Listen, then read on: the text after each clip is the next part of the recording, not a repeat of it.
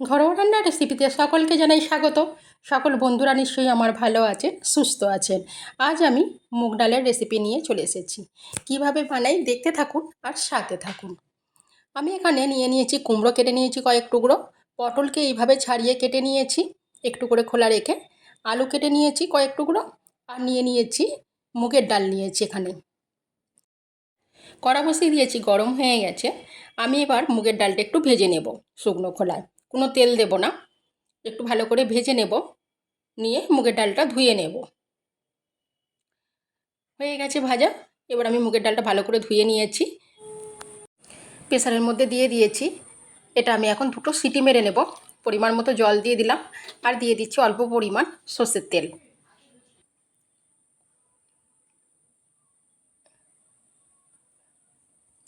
এদিকে একটা কড়া বসিয়ে দিয়েছি,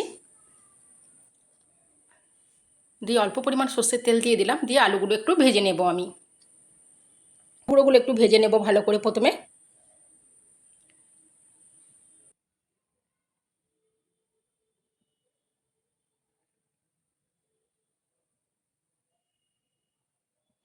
আলুর মধ্যে দিয়ে দেবো এবার একটু অল্প পরিমাণ লবণ আর অল্প পরিমাণ হলুদের গুঁড়ো।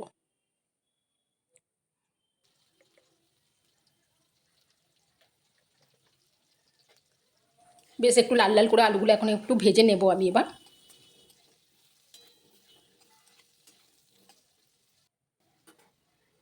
এর মধ্যেই দিয়ে দিচ্ছি এবার পটলগুলো। আলুটা একটু সেদ্ধ হয়ে গেছে, এবার পটলগুলো এর মধ্যেই দিয়ে দিচ্ছি, যে পটলগুলো একটু ভেজে নেব।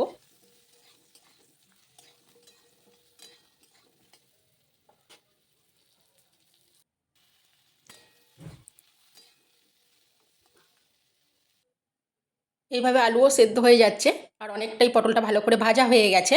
এখন এবার যে কুমড়ো টুকরোগুলো রেখেছিলাম সেইগুলো আমি দিয়ে দিচ্ছি। কয়েক টুকরো কুমড়ো নিয়েছি, সেটা দিয়ে দিলাম।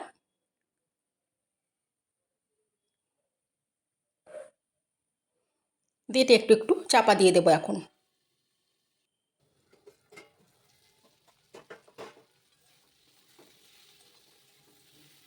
আমি 5 মিনিটের মতো একটু চাপা দিয়ে রেখেছিলাম। এবার সবজিগুলো আমার সব সেদ্ধ হয়ে গেছে এখন। এবার আমি এগুলো তুলে নেব।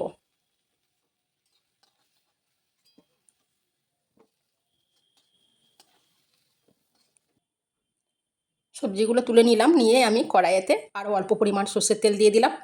দিয়ে দিচ্ছি দুটো তেজপাতা আর হাফ চামচ গোটা জিরে।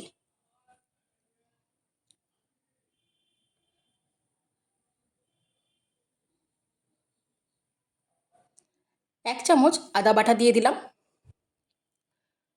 দিয়ে ফোড়নটা একটু ভেজে নেব। ফোড়নটা ভালো করে ভাজা হয়ে গেছে। এখন দিয়ে দিচ্ছি হাফ চামচ ধনে গুঁড়ো, এক চামচ হলুদের গুঁড়ো, দিয়ে মশলাটা ভালো করে একটু কষিয়ে নিচ্ছি। 4টে কাঁচা লঙ্কা চিড়ে রেখেছি, সেগুলো দিয়ে দিচ্ছি এখন। এবার যে ডালটা আমি সেদ্ধ করে রেখেছি, ঠিক এই রকম ডালটা সেদ্ধ করেছি, এটা এর মধ্যে দিয়ে দিচ্ছি কড়ার মধ্যে। ডালটা ঠিক এই রকম রেখেছি। এবার আমি আলু আর কুমড়োটা এর মধ্যে দিয়ে দেব, পটলগুলো দেব না। এইটা এখন দিয়ে একটু ভালো করে নাড়াচাড়া করে নিয়ে জল দিয়ে দেব।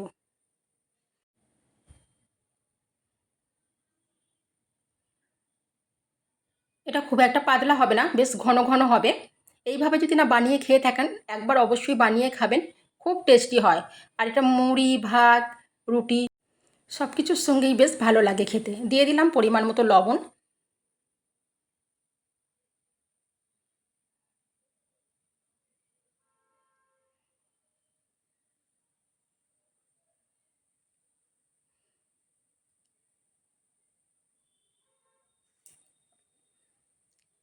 ভালো করে ফুটে গেছে, সমস্ত সবজি একদম গলে গেছে এই সময়।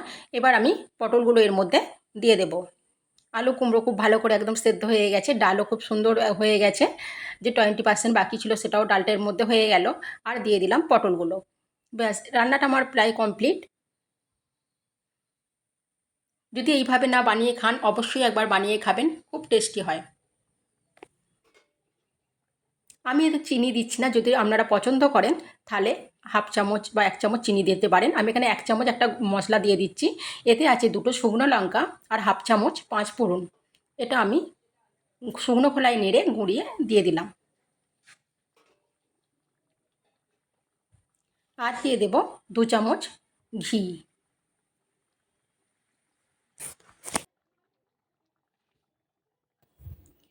ঘি দিয়ে দিলাম।